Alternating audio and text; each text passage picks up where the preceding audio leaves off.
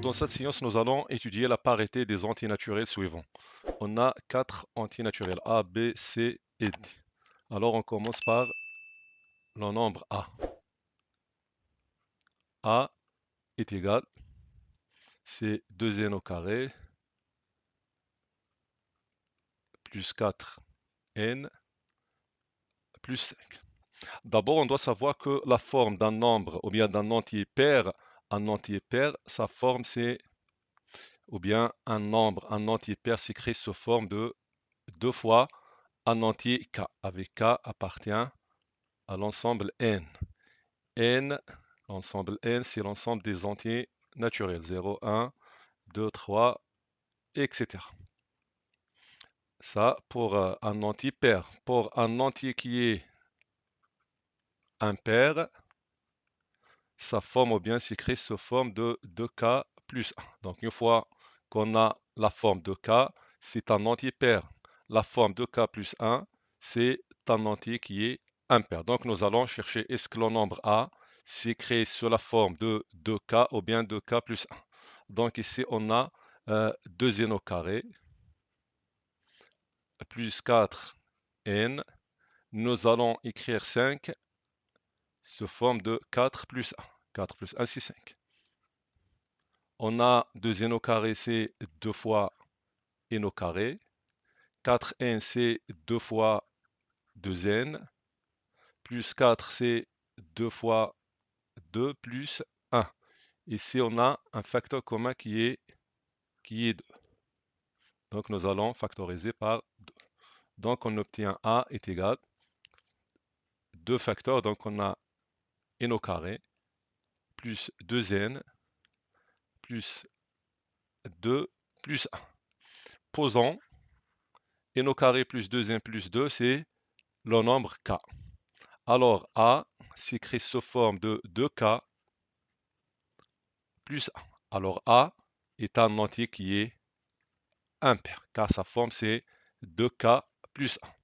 On passe au second entier, ou bien deuxième nombre, B qui est 5n au carré plus n.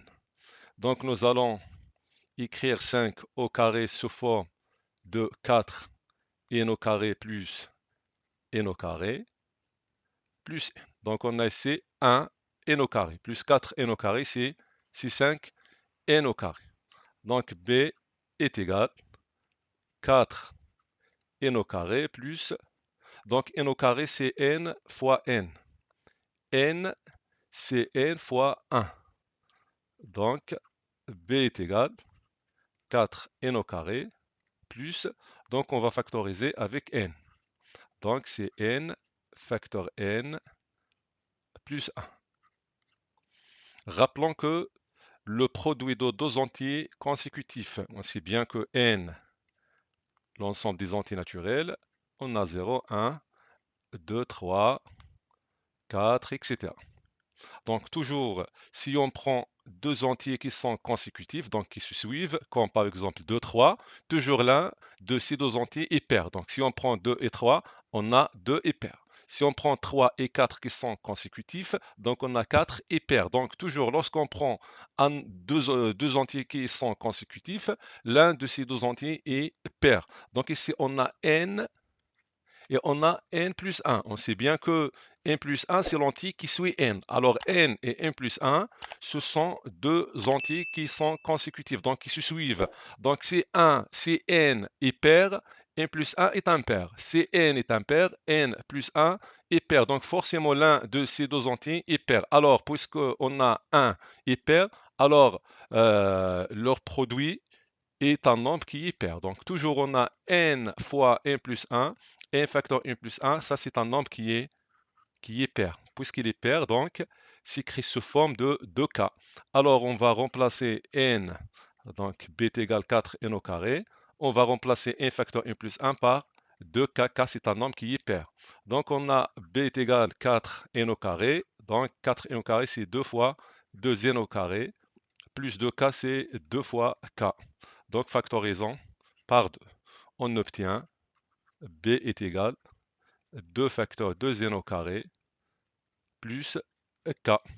Donc, puisqu'on a b est égal 2 facteur 2n au carré plus k, et posons que 2n au carré plus k, c'est un entier p, alors b est égal 2p. Alors 2p ou bien 2k ou bien 2n, c'est la forme d'un nombre qui est pair. Alors b est un nombre pair. On passe au nombre c. Donc on a c est égal, c c'est n au carré, plus 3n plus 4. Donc c est égal, c'est n au carré. Nous allons écrire 3n sous forme de n plus 2n. Donc n, on a 1, n plus 2n, c'est 3n. Plus 4. Donc c est égal, on a n au carré plus n. n au carré, c'est n fois n, plus, on a ici n, c'est n fois 1. Plus 2n, c'est 2 fois n. 4, c'est 2 fois 2. Alors, on va factoriser ces deux termes par n, puisqu'on a n, n. Donc, c'est n facteur n plus 1. Ici, on va factoriser par 2. Donc, on a 2 facteur n plus 2. Donc, on a n facteur n plus 1, ça c'est le produit de deux entiers qui sont consécutifs, donc il est pair. Puisqu'il est pair, donc on va le remplacer par exemple 2k ou bien 2p, etc. Ici, on a le nombre 2 facteur n plus 2. Donc, on va factoriser par 2. On a ici 2 fois, alors c'est 2 facteurs k plus n plus 2. Et on va poser k plus n, etc. plus 2, c'est le nombre p par exemple. Donc, c est égal 2p. 2p de k, c'est la forme d'un entier qui est pair. Donc, le nombre c est pair. On passe au nombre d. d, c'est n plus 2 facteur n plus tau. Donc, pour le nombre d, on a le choix entre, je pense, de deux méthodes. La première, c'est nous allons développer simplifier. Donc, développons. N fois n, c'est n au carré. N fois 3, c'est 3n. On passe à 2, donc 2 fois n, c'est 2n. 2 fois 3, c'est 6. Donc, d est égal n au carré, plus, on a 3n plus 2n, c'est 5n, plus 6.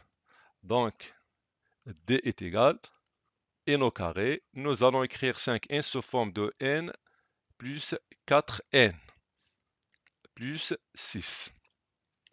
Ou bien, voilà, donc plus 6. Donc, d est égal. Ici, on a n au carré plus n, on va factoriser par n, donc c'est n facteur n plus 1. Pour 4n, c'est 2 fois 2n. 6, c'est 2 fois 3. Donc, nous allons factoriser par 2. Donc, on obtient ici 2 facteurs 2n plus 3. Et le produit n fois, ou bien facteur n plus 1, ça c'est le produit de deux entiers qui sont consécutifs. Donc, est un entier qui est pair. Donc, on l'écrit sous forme, par exemple, de 2k. Donc, d est égal. Donc, ici, on a 2 fois k, 2 fois 2n plus tau. Donc, on factorise avec 2. Donc, on a 2 facteurs k